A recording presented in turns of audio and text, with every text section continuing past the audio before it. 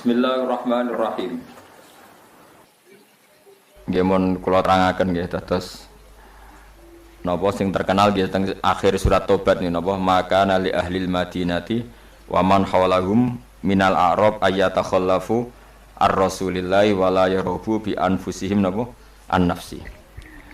Dados riyen putune Zubair nu sahabat Zubair bin Awam. Nggih Zubair bin Awam nu gadah anak namanya Abdullah bin sinten Zubair nggih.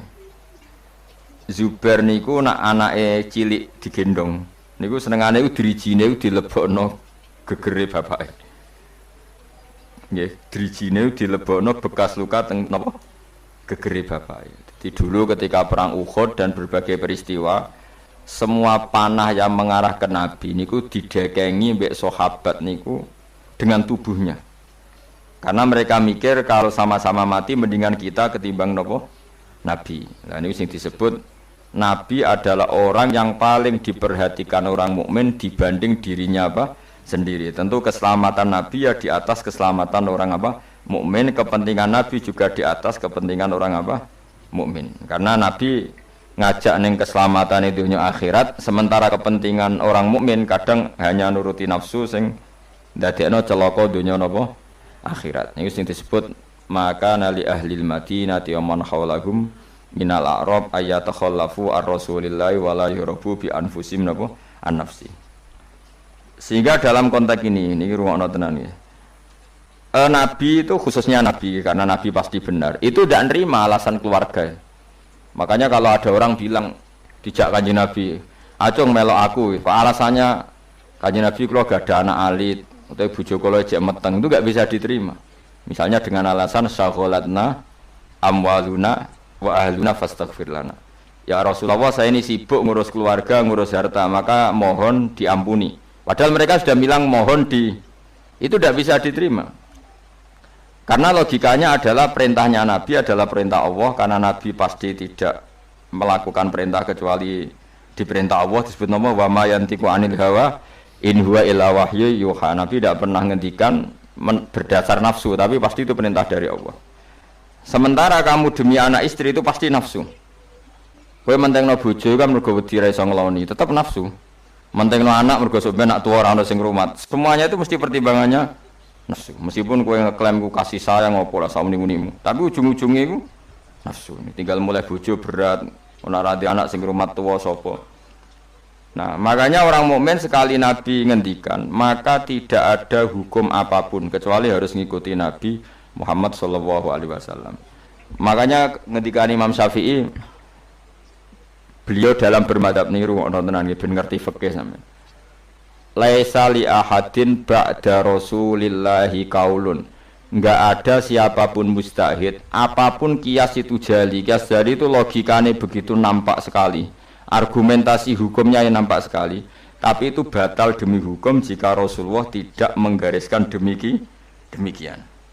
Jadi misalnya fikih wis dihitung secara sistematik, secara metodologis semuanya begini. Tapi Nabi kok tidak seperti itu, tetap dimenangkan apa? Nabi. Meskipun itu nyulayani kias jali. Kias jali itu argumentasi yang sangat-sangat jelas. Orang terima jelas tapi sangat-sangat jelas. Itu harus digugurkan demi apa yang dikatakan apa? Nabi. Makanya Imam Syafi'i masyhur ngendikan masokha minal hadis wa madzhabi. Asal hadis itu sahih maka itu mazhab saya. Contoh yang paling mudah itu begini, sampeyan tak warai ngaji fikih. Uyah kira uyah, ya uyahmu itu. Najis to? Najis. Ketika uyahmu sak titik itu di gelas, kemudian disori banyu sak gelas menjadi gelas penuh. Gelasnya ikut najis dah. Ikut karena enggak apa? Enggak dua kolah atau di bawah dua kolah. Terus ketika polpen ada uyohe sampean, terus kena tangannya sampean jadi najis tidak? Najis, karena yang bersentuhan dengan najis pasti menjadi apa? Najis. Itu kaidah fikih. Jadi asal air itu tidak posisi warid, sing dijokno, saya ulang lagi. Kecuali air posisi dijokno, misalnya tangannya sampean kena uyo terus mbok gebyur banyu itu suci. Tapi kalau uyo itu di gelas, kemudian air itu dijokno tapi saat posisi dia apa? Di gelas itu najis semua. Poin intinya ngeten ae, sampean rungokno kok mengke sampean paham duduk perkara ini. sesuatu yang kena najis itu pasti menjadi apa? Najis. Dan itu kaidah yang diakui semua ulama seluruh dunia. Tapi problemnya secara riwayat adalah kata Sayyidah Aisyah, saya sering ro'i mani dari bajunya Rasulullah. Saya ulang lagi. Kuntu ufarriku mani ya Rasulillah min sobi. Kulo sering ngeroi manine Nabi di bajunya Nabi. Kemudian Nabi sholat dan tidak membasuh baju itu. Singkat cerita, akhirnya mau tidak mau ulama seluruh dunia mujma'alah mengatakan mani itu suci. Sampeyan keyakinane mani suci apa najis? Suci. Nah, lho ora mani jeneng najis. Keyakinanmu mani suci apa? Suci. Wong ulama satunya darani mani ku suci. Nah. Padahal ini nyulayani ku bedani teori kias jali. Mani ini kan keluar dari makhrajul bauli. Gelem ra gelem mani ku umpama suci lah itu kan keluar dari makhrajul bauli, tempat yang dipakai keluar kencing, air seni. Mani pasti keluar lewat situ. Logikanya kalau mani yang cair ini lewat sesuatu yang ada najis, logikanya akan kena najis. Dan itu Imam Syafi'i disoal. Masyhur itu perdebatan Imam Syafi'i sama ulama seangkatannya. Sampai beliau dimaki-maki. Laukanal mani yutahiron lakana fi makhrajihi ma yunajjisuhu. Kula nganti apal tak biring nganti saiki. Saya ulang lagi ya. Laukanal mani yutahiron lakana fi makhrajihi ma yunajjisuhu. Kalaupun mani itu suci, toh nanti kalau keluar pasti tersentuh oleh sesuatu yang menajiskan karena dia harus keluar lewat makhrajul baul. Terus Imam Syafi'i marah besar tuh masyhur sampai Imam Syafi'i darani Nasirus Sunnah. Sudah saya katakan kita berfikih itu berdasar dawuh Nabi. Sing duwe Islam ku Nabi, nak muni Nabi ra muni najis kira sak cangkeman. Kok nganggo kias barang ku nak ana dawuh Nabi. Wong Nabi sing ngendikan kok ijek mbok kias. Napa kowe ape dadi nabi? Ya sudah seperti itu.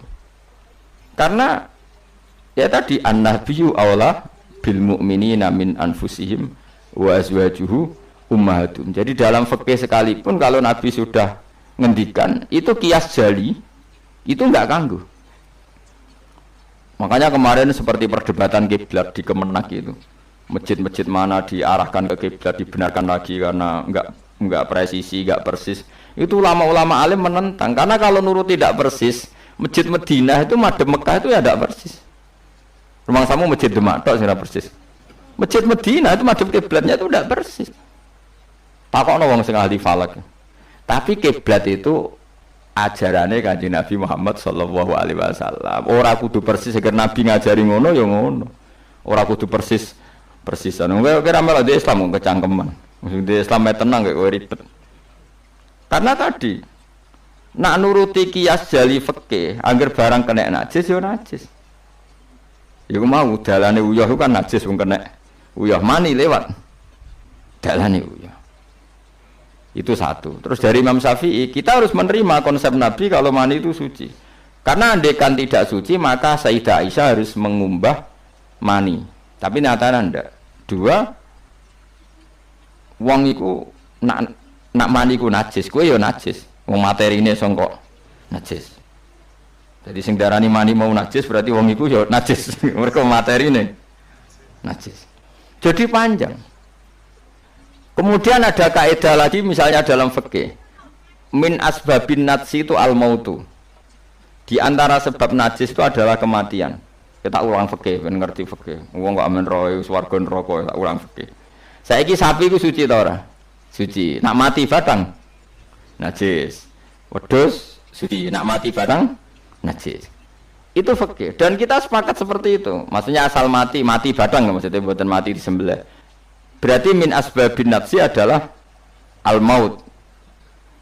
Sekarang berhubung manusa iku mati, misalnya Ruhin mati, Mustafa mati, Imam Malik ya darani najis. Padahal mayit ini nanti disolati, mulai wajib didusi cara filosofi Imam Malik. Nah, jadi, mayit ini akan nanti disolati. Syaratnya wong solat itu suci tora, suci. Lama karena mayit itu disolati maka harus suci. Karena ada sebab najis yaitu al-mautu, maka harus dimandikan, disucikan. Ya masuk akal. Mana kena mati, didusi bensah, disolati. Nak orang didusi, ora oleh disolati. Itu kan fikih yang jelimet. Ya sudah, harusnya kaidahnya seperti itu. Harusnya. Tapi ada satu kejadian di mana matinya orang syahid kata Nabi ora usah didusi. Padahal ada sebab najis yaitu kematian. Tapi Nabi yang ngendikan ya sami'na wa ta'na. Lalu suruh protes. Bedanya apa yang mati syahid sama ndak? Cek beda, cek ra beda. Wong Nabi sing duwe Islam bedakno ya pokoke sami'na.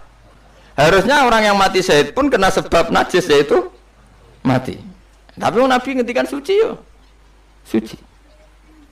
Lah itu disebut an-nabiyyu aula bil mu'minina min anfusihim dalam semua konteks. Makanya masyhur ngendikan mulane ki aja ngaji fikih tok, kudu setengah apal Bukhari nak dadi ulama. Ben roh nak utekem kadang beda mbek uteke Nabi. Dan sing kudu di